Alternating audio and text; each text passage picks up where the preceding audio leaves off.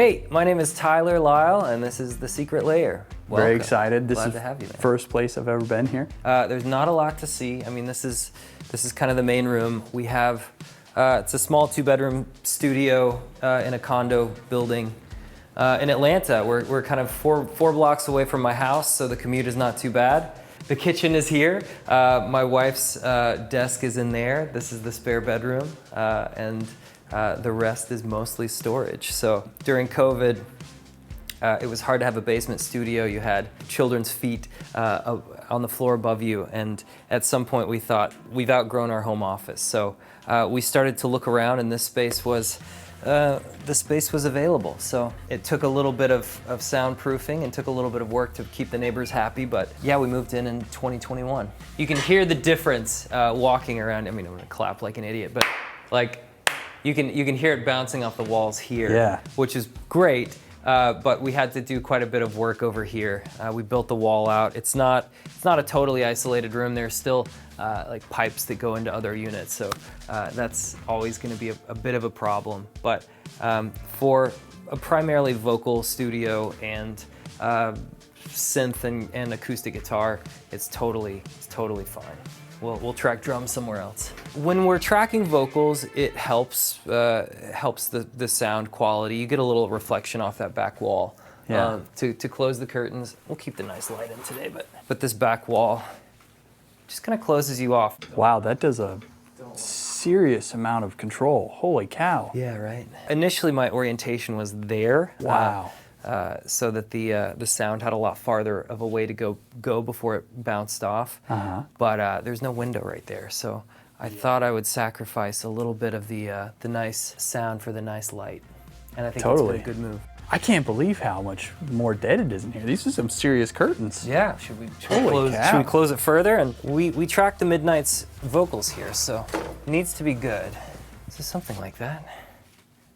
That's incredible.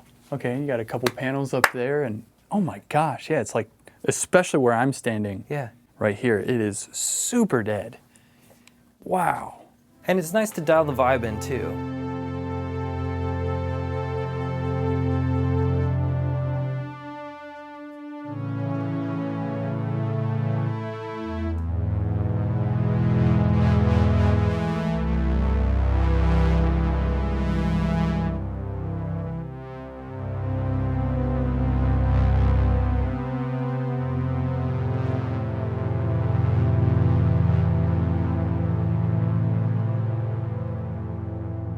I'm a songwriter first, so everything kind of needs to be immediately playable. I've got my pencil mic set up. Everything's ready to roll. I don't think there's any extra switches that I need to flip on to kind of get going. My partner in the Midnight, he has lots more synthesizers, and we track synths there usually, but you know, it's nice to get inspired. We've got the modern stuff. We've got the OBX8 that just came out. Got the Polybrute 12, and like an original, like an old Juno 6. My sub 25 is, I can like turn all the knobs down, and this is my TQ5, which is it's an FM style kind of DX7 synth in a rack mount that's right here that you can't see. Or I can dial the resonance up. Whoa. Or blend them. I like a Moog bass sound and the DX7 were never meant to play together, but sometimes you get interesting things when they do.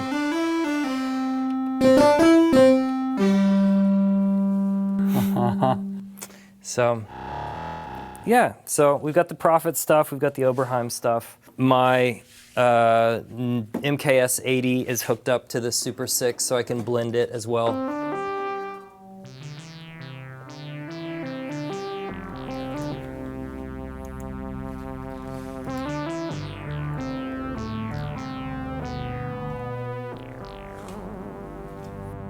Yeah, and then this is the ARP 2600. This is the FS that Korg remade a few years ago. but this is the full size. And I like it. It's a big imposing thing. It teaches you synthesis in a very real way. But yeah. Very tactical. Yes. That is cool. The Super 6, in my estimation, is a modern version of the Jupiter series, the Jupiter 6, Jupiter 8. And so I have this going to this 8-channel mixer, and I have this going to this 8-channel mixer. So I can blend the signals into, 4 inputs, left and right. So that's one station. The ARP has its own station. The Take 5, which is kind of a modern Prophet, and the Prophet 6, which is also kind of a modern Prophet. This MIDI's controlling this, both signals going in at the same time. You can blend it all. I had hopes that the MPE and the polyphonic aftertouch from the Polybrute 12 would be able to translate to the OB-X8, but it hasn't yet. So this controls this and this. This controls this and this. This controls this and this kind of DX7 kind of module. The Juno 7 the Juno 6 doesn't have any MIDI capability, so I just run it through a Chroma console. And then the grandmother's all by herself. So that's it. It's really just kind of creatively placing 2 synths together, sometimes to emphasize the contrast, like the Moog and the Yamaha FM, and sometimes to emphasize the similarities, like the Super Jupiter and the Super 6. So the Super Jupiter. Yeah. Tell me about this thing. Yeah. So the Jupiter 8 is an amazing, mid-80s Roland synthesizer. Is the last one with VCOs, like a proper analog synth. They're highly sought after, and they run like 30 grand. Oh my God. But the Super Jupiter, this is the rack-mounted unit. There are a couple differences in the filters, but much cheaper, but a very similar sound. So it's all analog, mid-80s Roland. Wow. Yeah, so that's the Jupiter sound, and we've got the Juno over there. So I feel like my 80s Roland is covered. The Oberheim is covered, the Prophet is covered, the Moog is covered, and then the very new, Polybrute 12 with the polyphonic aftertouch, that's covered too, and then the DX kind of sound. So yeah, and then you got like Rhodes and guitars. Yeah, I like to put the loop station on this guy and just write stuff.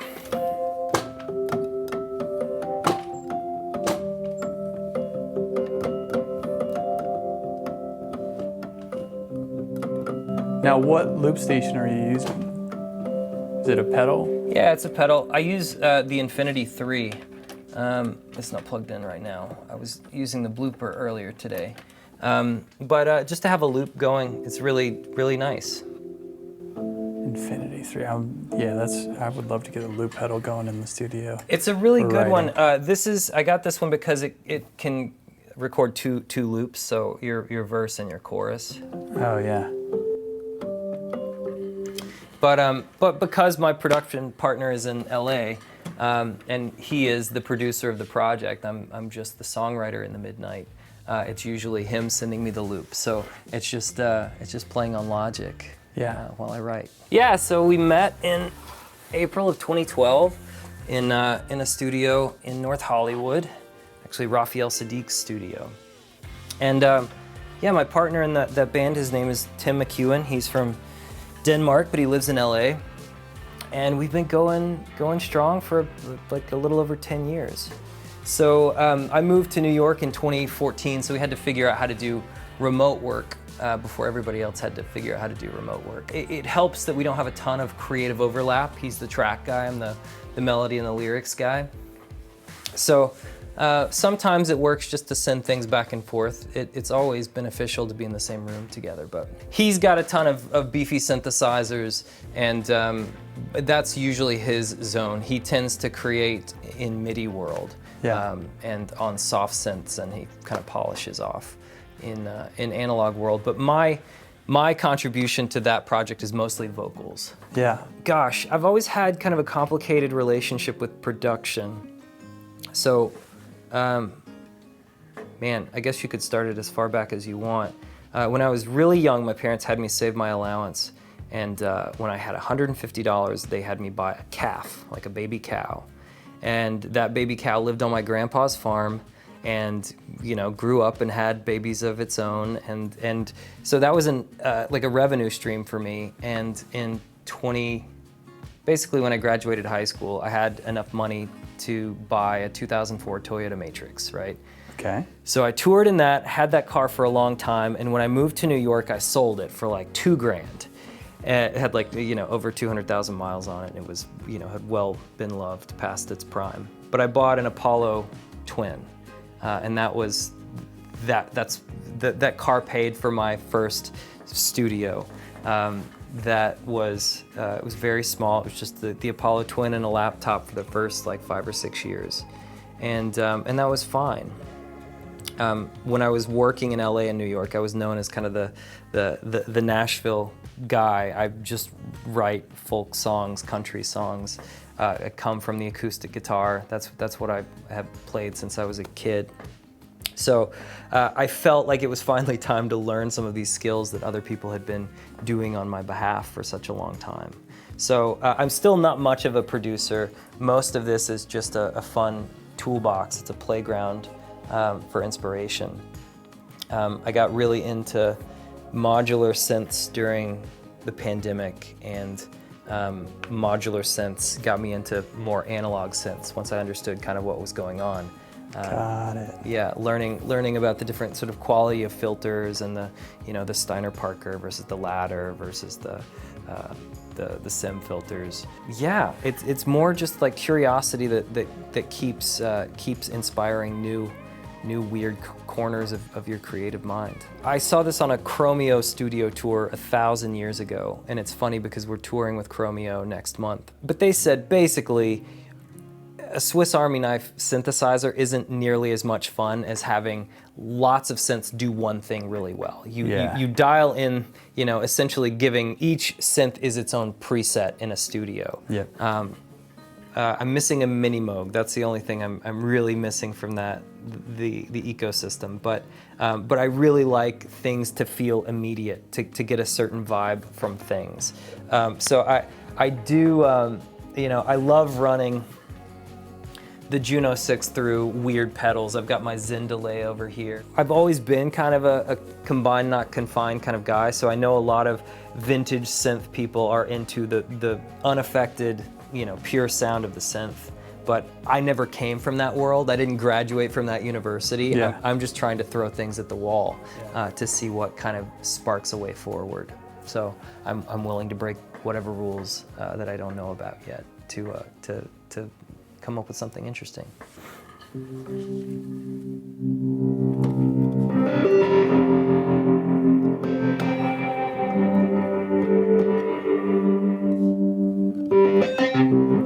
I love this pedal, by the way. It's crazy. The Hedra is amazing. Actually, the Hedra on, because the ARP 2600 is monophonic, if you put the Hedra, which is essentially like adding 3 extra synth voices on top of it, it's a really cool way to, it's more fun to break the rules. I think that's where the interesting things happen. The idea of like purity or like upholding some kind of tradition. Yeah. I just didn't grow up in that tradition. The only tradition I grew up was like, you know, was the folk music world. I admittedly don't get very experimental when I do my folk sets. It's usually just an acoustic guitar, but for everything else, you know, you're just trying to come up with ideas. So yeah. So is the Midnight the primary music work that you do? Do you do other work outside of that? The Midnight is definitely the primary. During the pandemic, when I was getting into modular synths, I had this like need to finally be the producer on my own project, which is a singer-songwriter kind of folk vibe. The project is called The Transcendentalists. I have the first half done, part 1. It's on Bandcamp. Part 2 is in the mixing phase. But I really wanted to kind of do the whole thing, like really fail at mixing and fail at production so that I would learn. I've been in this line of work for long enough that like it was time. So yeah, the primary thing is the midnight, which is touring and vocals as far as the studio stuff. But yeah, I'm interested in all sorts of stuff. And I think that the more rough draft songs I'm writing here on the daily, the better equipped the midnight is to keep making good stuff. What are we working with here? We got a Mac Ultra, is that what that is? Yeah. I don't even remember what they're called. Mac Studio? Mac Studio, that's right.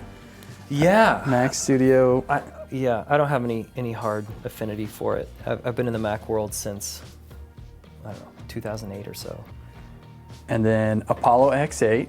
Yeah, Apollo X8. I wish that I had the 16. I now have enough inputs that it would be nice to go direct in and not have to do the mixers, but yeah, the X8 is totally capable. I've had it for a long time. And are you just using the 8 inputs? Yeah. Yes, but I'm also using the 8 inputs from the stereo mixer here and the 8 inputs from the stereo mixer here. Okay, so you're doing some like summing, if you will. Doing a lot of summing. Yeah. Sub-mixing or whatever, yeah. Yes, Okay. yes, which is fine because it's just me usually in here. It's not like there's a full band that's going to be tracking all at once. Yeah, this isn't everything. Again, there's a lot of gear that's in a storage unit in LA, but yeah, the LA2A. So the way that I've been doing it, I'm going into the Shelford channel. I've got my 017 tube, and that goes into the Shelford, which is kind of lightly compressed, just taking the tops off. And then the LA2A is more for the coloration. So that's the vocal chain, and then the LA goes into the Apollo. Okay, so wait, the Shelford is a full channel, so you got EQ, compressor all in one? That's correct. Nice. And you can dial the silk in. I really like that kind of harmonic distortion. Yeah. Yeah. Yeah. It's been an amazing channel. They just released the Newton channel, which we're putting on our rig this fall on tour. But yeah, Shelford channel into the LA2A. Into the Apollo X8. And because the Shelford channel can be mic or DI, I use this Milkman rack mount amp to go into the Shelford channel as well. So, what does that mean? What's the amp? So this is a Milkman guitar amp. It's a mono signal. It's made, I mean, the archetype was the deluxe reverb. Oh, interesting. But yeah, it's just it gets my gain up. It doesn't add anything fancy. It's got the tremolo and the reverb if I want to add that.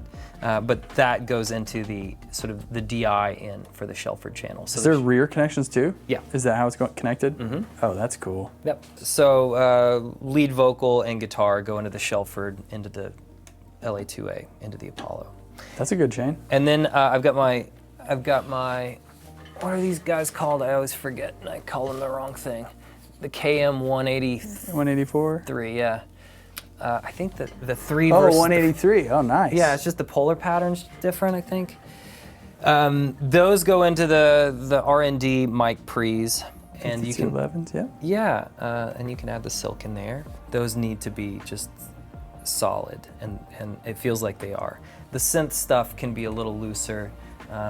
The fidelity, you know, I don't love that they all go through mixers, but it doesn't matter all that much because I'm going to end up saturating them and putting delay on it and reverb and whatever else in the DAW.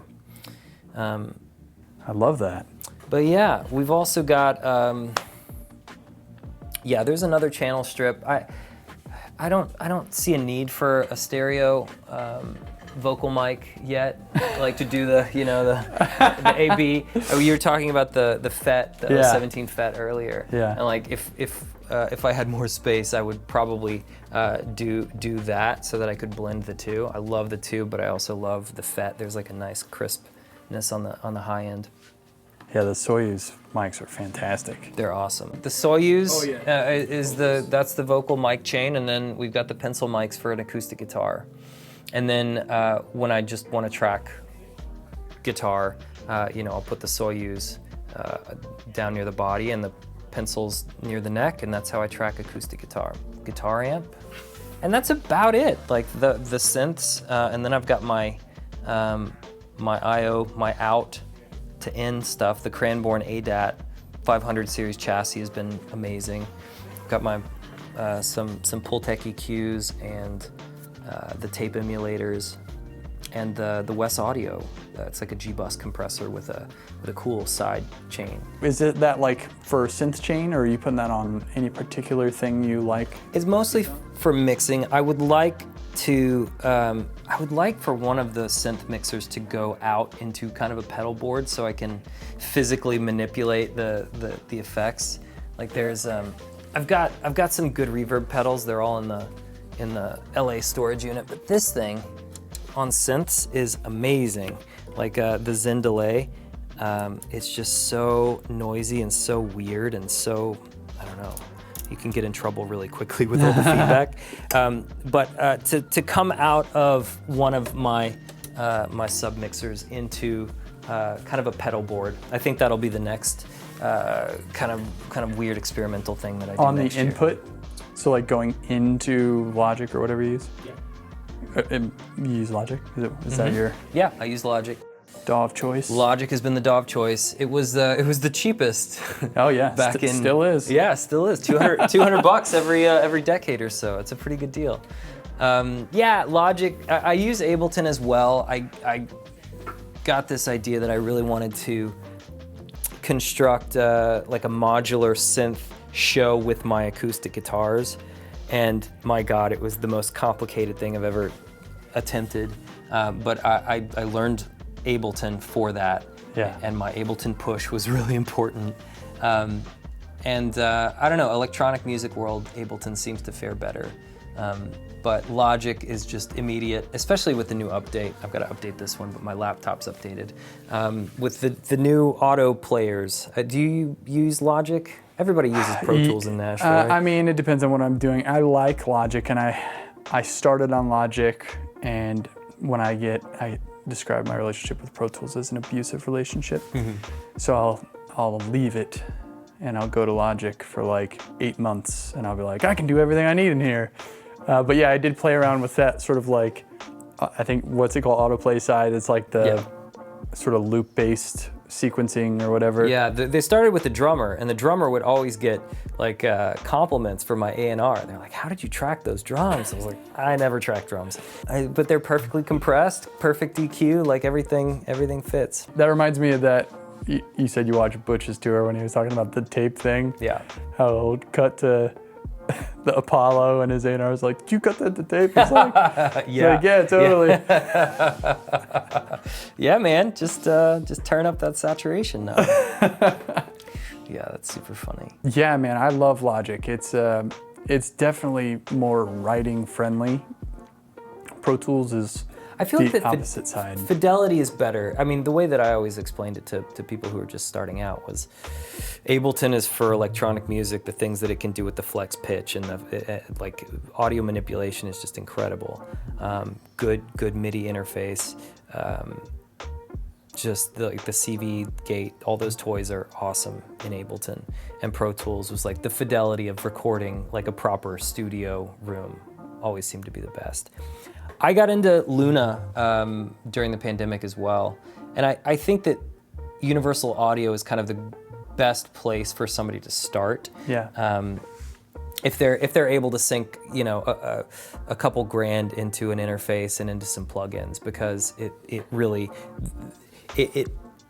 lets you punch above your weight class pretty early on. But then as you add stuff that help in terms of outboard gear, and like also I wish I'd known that if at some point plugins are going to be obsolete and I'll have to either re-buy them. Oh, right. Or I just wish I had some of the money that I spent on plugins so that I could have a few more pieces of outboard gear, because the outboard gear will maintain its value as long as you maintain it. Yep. So it's a tool that is roughly worth what you paid for it, and always will be. And it's nice to turn knobs. Like it's what an actual LA2A does is wonderful to hear after like thinking what the model of what an LA2A is supposed to do. Yeah. Like learning in the box. Yeah. It's a different thing. So you don't need it, but it's nice to understand what the emulations of the original thing are, like what the original thing sounds like. It's like the UAD mini Moog. Like you play a mini Moog and you're like, oh, I understand now. Or of you know, a deluxe reverb. That was my first guitar amp, and I'd been playing guitar for 20 years when I got it. And it was like, oh, I love the feeling of interacting with the sound. Yep. We have profilers on stage, and now I understand what I'm missing, and now I feel a little more sad to, you know, have the Kemper or the Neural DSP on stage, knowing that I could have an amp behind me. A man after my own heart. These are fighting words on the internet. I love everything you're saying. Good, I don't read comments. Also, I don't know what I'm doing, so I never you claimed know what to be you a feel, producer. though. Or at least my Sweetwater rep does. Shout out to Randy. We've gone through the rig. Okay. When did you get these speakers, and what was the inspiration for getting these? These are fancy PMCs, but these are not like unattainable, right? No, these aren't. I don't remember what I paid for them, but no, this was a call from Randy at Sweetwater, who said, Tyler. And it was time. You know, it's so funny how my gear has kind of evolved based on the recommendations of people whose opinions I value. Like Tim in the Midnight, he was like, you just need these Rocket 5s. And I was like, yeah, I bought the Rocket 5s, and they were totally decent for the time that I needed them for. But you hit a wall, and sometimes you hit the wall. Yep. And it's funny using Tim as an example, because he just spent an obscene amount of money on some kick-ass speakers, which is great. It'll mean our new record sounds amazing. But Tim was still very much in the, you know, you don't need more than $500 speakers, $500 monitors. Yeah. When I got these, so it was a bit of a conversation. But yeah, I love these PMCs. Again, they would sound better if they were against that wall and not this one. But, you know, everything serves a purpose. Active and no sub, right? It's two ways. No sub. Couldn't get away with that with neighbors on either side. Yeah. But, you know, the neighbors are cool, and when you give them notice, you can crank it a little bit. Oh, nice. Yeah. Also, I mean, in the depths of the pandemic, I was in a basement. My 100-year-old house, we call it the cabin because it's made of wood all throughout, and it just feels old and homey and wonderful. But the basement feels like a damp, scary basement, and I had all this stuff in there, and my son was running around, and there was just no separation between work and life. Yeah. And to be able to have the good fortune to buy this space and be a 5-minute commute by foot, and to be able to really like go to work. There's a separation between what you're doing. You come in through these doors, and you're a different person with a different set of instructions. And then at the end of the day, you turn everything off, and then you leave, and then you go back to your life, and you can kind of leave these thoughts here. When everything is at your house, you're kind of always on, or you always feel like you should be doing something or finishing something, or like, give me 30 minutes. I need to go, I need to go bounce something. If you're in a totally separate environment, you're not going to go back to work unless it's an emergency. So I've really enjoyed that separation, just psychologically, to be like,